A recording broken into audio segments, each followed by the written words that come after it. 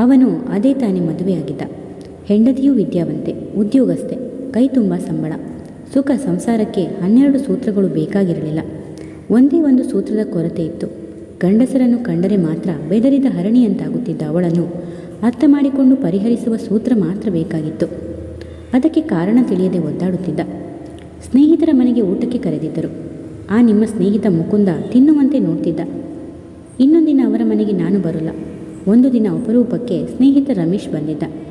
ಅವನು ಹೊರಟು ಹೋದ ನಂತರ, ಏನ್ರಿ ನೀವು ಸ್ನೇಹಿತರೆಲ್ಲ ಹಾಗೆ, ನಾನು ಕಾಫಿ ಕೊಡೋಕ್ಕೆ ಹೋದರೆ ಕೈನೇ ಮುಟ್ಟಿಬಿಟ್ಟ. ಇನ್ನೊಂದು ದಿನ ನೀವೇ ಕಾಫಿ ಕೊಡಿ. ತನ್ನನ್ನು ಕಂಡರೂ ಒಮ್ಮೊಮ್ಮೆ ಕೈ ಮೈ ಆಕಸ್ಮಿಕವಾಗಿ ತಾಗಿದರೂ ಬೆಚ್ಚಿ ಬೀಳುತ್ತಿದ್ದಳು. ಹೀಗೆ ಹಲವು 10 ವಿಧಗಳಲ್ಲಿ ತಲೆನೋವಾಗಿಬಿಟ್ಟಳು. ಅವನು ಏನೆಲ್ಲ ಬುದ್ಧಿ ತಂತ್ರ ಉಪಯೋಗಿಸಿ ಕ್ರಮೇಣ ತನ್ನ ಪ್ರೀತಿಯ ತೆಕ್ಕೆಯಲ್ಲಿ ಅವಳನ್ನು ಪಳಗಿಸಿದ, ಸಮಾಧಾನ ನೀಡಿದ, ಅವಳ ಭಯ ಹೋಗಲಾಡಿಸಿದ. ಗಂಡಸರು ಹಾಗೆ ನೋಡಿದ ಮಾತ್ರಕ್ಕೆ ಕೆಟ್ಟವರೇನಲ್ಲ. ಕೆಲವರಿಗೆ ಸುಮ್ಮನೆ ನೋಡುವ ಚಟ, ಇನ್ನು ಕೆಲವರು ಚೆನ್ನಾಗಿರುವುದನ್ನು ನೋಡುತ್ತಾರೆ. ಎದುರಿಗಿರುವವರನ್ನು ನೋಡದೆ ಕಣ್ಣು ಮುಚ್ಚಿಕೊಂಡಿರಲು ಸಾಧ್ಯವೇ? ಹಾಗೆ ಕಣ್ತಪ್ಪಿಸಿ ಮಾತಾಡಿದರೆ, ಕಣ್ಣು ಕೆಳಗೆ ಮಾಡಿ ಮಾತಾಡಿದರೂ ಕಳ್ಳ ನೋಟ ಎಂದು ಬೈತೀಯ. ಯಾರೇ ಆಗಲಿ ನೋಡಿದ ಮಾತ್ರಕ್ಕೆ ದೂಷಿಸುವುದು ಸರಿಯಲ್ಲ ಇತ್ಯಾದಿಯಾಗಿ ರಮಿಸಿದ. ಅದು ನಾಟಿತೋ ಏನೋ, ಅದು ಅವಳ ಮೇಲೆ ಪರಿಣಾಮ ಬೀರಿದಂತಿತ್ತು. ಅವಳು ಬದಲಾದಳು, ಖುಷಿಪಟ್ಟ. ಅವಳ ಬೆದರಿದ ಕಣ್ಣುಗಳ ಭೀತ ಛಾಯೆ ಮರೆಯಾಗಿ ಹೊಳಪು ತುಂಬಿದ ಪ್ರಭೆಗೆ ನಿರ್ಬೇರಗಾದ. ಅದೇನು ಮೋಡಿಗಾರ ಕಣ್ಣು ಅವು ಅಂತ ಅನಿಸತೊಡಗಿತ್ತು. ಭೀತಿ ಹೋದ ಮೇಲೆ ಮುಖದಲ್ಲಿ ಬದುಕಲ್ಲಿ ಬದಲಾವಣೆಯಾಗಿ ಸುಖ ಸೂರೆಗೊಂಡಿತು. ಬದುಕು ಎಷ್ಟು ಸುಂದರ ಅನಿಸತೊಡಗಿತ್ತು. ಈಗ ಎಲ್ಲರೊಂದಿಗೂ ಬೆರೆಯುತ್ತಾಳೆ. ಅವನಿಗೆ ಆಶ್ಚರ್ಯ. ಅವಳೀಗ ಹರಟೆ ಮಲ್ಲಿಯಾಗಿದ್ದಳು. ಅವನ ಸ್ನೇಹಿತರೊಂದಿಗೆ ಬಹಳ ಸೋಷಿಯಲ್ ಆಗಿರುತ್ತಿದ್ದಳು. ಸಿನಿಮಾ, ಪಿಕ್ನಿಕ್, ಕೇರಂ, ಕಾರ್ಡ್ಸ್ ಕೂಡ ಆಡೋದನ್ನು ಕಲಿತಳು. ಅವರೊಂದಿಗೆ ಸೇರಿ ತಿಂಗಳಿಗೆ ಒಮ್ಮೆ ಪಿಕ್ನಿಕ್ಗೆ ಹೋಗದಿದ್ದರೆ ಅವಳಿಗೆ ಸಮಾಧಾನವಿಲ್ಲ. ಅವನೀಗ ನೆನಪಿಸಿಕೊಂಡ, ಹೇಗಿದ್ದವಳು ಹೇಗಾದಳು. ತುಟಿ ಅಂಚಿನಲ್ಲಿ ನಗು ಚಿಮ್ಮಿತು. ಹೃದಯ ರೆಕ್ಕೆ ಬಿಚ್ಚಿ ಹಾರಾಡಿತು. ಒಂದು ಸಂಜೆ ಅವನು ಮನೆಗೆ ಬಂದ. ವಿಪರೀತ ತಲೆ ಸಿಡಿಯುತ್ತಿತ್ತು. ಮಾರ್ಚ್ ಅಂತ್ಯದ ಅಕೌಂಟ್ಸ್ ಮುಗಿಸಿ ತಾಳೆ ಮಾಡುವಷ್ಟರಲ್ಲಿ ಸಾಕಾಗಿ ಹೋಗಿತ್ತು. ಅಷ್ಟರಲ್ಲಾಗಲೇ ಅವನ ಸ್ನೇಹಿತ ಕೇಶವ ಬಂದು 1 ಗಂಟೆ ಆಗಿತ್ತಂತೆ. ಕಾಫಿ ಕುಡಿದಾಗಿತ್ತು. ಇಬ್ಬರೂ ಸೇರಿ ಸಿನಿಮಾಗೆ ಹೋಗುವುದೆಂದು ಪ್ಲ್ಯಾನ್ ಮಾಡಿದ್ದರು.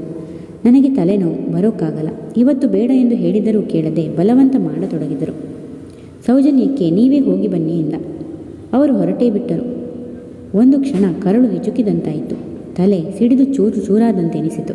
ಹೊಟ್ಟೆ ಅಸಮಾಧಾನದಿಂದ ತಳಮಳಿಸಿದಂತಾಯಿತು. ಒಂದು ದಿನ ಅವಳು ಅಮ್ಮನ ಮನೆಗೆ ಹೋಗುವವಳಿದ್ದಳು. ಅನಿವಾರ್ಯ ಕೆಲಸದಿಂದಾಗಿ ಅವನಿಗೆ ಕೆಲಸವಿತ್ತು. ಅರ್ಧ ದಿನ ರಜೆ ಹಾಕಿ ಮಧ್ಯಾಹ್ನವೇ ಹೋಗಬೇಕು ಎಂದಳು. ಮಧ್ಯಾಹ್ನ ಊಟಕ್ಕೆ ಬಂದು ಹೋಗುವಾಗ ಬಸ್ಸಿಗೆ ಹತ್ತಿಸ್ತೇನೆ ಎಂದ. ಆಗಲಿ ಎಂದಿದ್ದಳು. ಅವನು ಬರಲು ಅರ್ಧ ಗಂಟೆ ತಡವಾಗಿತ್ತು. ಮನೆಗೆ ಬಂದಾಗ ಬೀಗ ಹಾಕಿತ್ತು. ಪಕ್ಕದ ಮನೆ ಹುಡುಗಿ ಬಂದು ಬೀಗದ ಕೀ ಕೊಟ್ಟು ಸುದರ್ಶನ್ ಅಂಕಲ್ ಜೊತೆ ಬಸ್ಸಿಗೋದ್ರು ಎಂದಳು. ಶೂನ್ಯ ನೋಟ ಬೀರಿದ. ಸುದರ್ಶನನ ಹೀರೋ ಹೊಂಡದ ಹಿಂದಿನ ಸೀಟಿನಲ್ಲಿ ಕುಳಿತ ದೃಶ್ಯ ಕಣ್ಮುಂದೆ ಬಂದು ಕಣ್ಣು ಕತ್ತಲಿಟ್ಟಂತಾಯಿತು.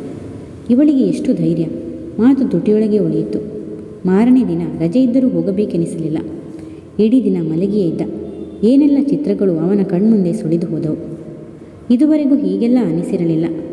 ಇತ್ತೀಚಿನ ದಿನಗಳ ತನ್ನ ಅವಳ ಸಂಬಂಧ, ನಡೆ ನುಡಿ ನೆನಪಾದವು. ಇದುವರೆಗೂ ನೆನೆಸಿಕೊಳ್ಳದಿದ್ದದ್ದಕ್ಕೆ ತನ್ನನ್ನು ತಾನೇ ಶಪಿಸಿಕೊಂಡ. ತಾನೇ ನೀರು ಉಣಿಸಿ ಬೆಳೆಸಿದ ಮರದ ಕೊಂಬೆ ತನ್ನ ತಲೆಗೆ ಬಡಿದರೆ ಯಾಕೆ ಹೀಗೆ? ತನಗೆ ಈ ಅಸಮಾಧಾನ ಉಂಟಾಗುತ್ತಿರುವುದು ಸರಿಯೋ ತಪ್ಪೋ ಒಂದೂ ತಿಳಿಯಲಿಲ್ಲ. ಅವಳ ಭೀತಿ ಓಡಿಸಿ ಬದಲಾವಣೆ ತಂದದ್ದು ಯಾತಕ್ಕಾಗಿ? ತಾನು ಅವಳಲ್ಲಿ ಬದಲಾವಣೆ ನಿರೀಕ್ಷಿಸಿದ್ದು ನಿಜ. ಆದರೆ ಈ ಬದಲಾವಣೆಯನ್ನಲ್ಲ ಎಂದೆನಿಸಿದಾಗ ಕೊರಳ ಸೇರೆ ಒಪ್ಪಿತು. ಒಡಲಾಳದಲ್ಲಿ ಎಂತಹುದೋ ನೋವು. ಬೆನ್ನ ಹುರಿಯಲಿ ನಡುಕ ತಡೆಯಲಾರದೆ ಅಮ್ಮ ಎಂದು ಚೀರಿದ. ರೂಮಿನ ತುಂಬ ಕಗ್ಗತ್ತಲು.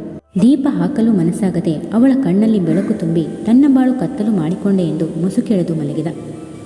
ಹೆಚ್ಚಿನ ಕಥೆಗಳಿಗಾಗಿ ಪ್ಲೀಸ್ ಸಬ್ಸ್ಕ್ರೈಬ್ ಮಾಡಿ, ಲೈಕ್ ಮಾಡಿ, ಶೇರ್ ಮಾಡಿ, ಕಮೆಂಟ್ಸ್ ಮಾಡಿ ಮತ್ತು ಬೆಲ್ ಐಕಾನ್ ಕ್ಲಿಕ್ ಮಾಡಿ.